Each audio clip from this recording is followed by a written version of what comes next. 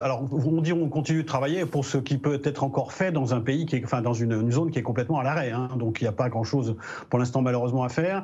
Donc, la consigne tout de suite, c'est d'abord la sécurité des personnes, bien sûr, parce que ça barde quand même à l'extérieur. Il y a quand même des incendies, il y a 5 morts.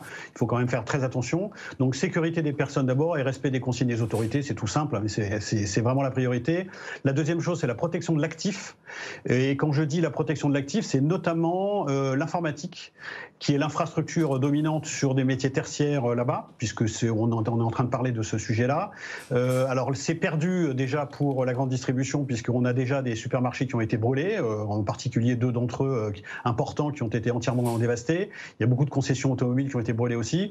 Mais pour la partie informatique, c'est pas le moment de laisser les sauvegardes sur la machine, si vous voulez. Donc il faut vraiment concrètement, comment on fait là, faire en sorte, il faut...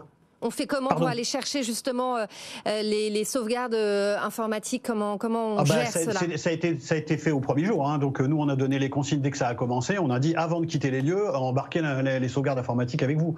Donc là, normalement, ça c'est fait.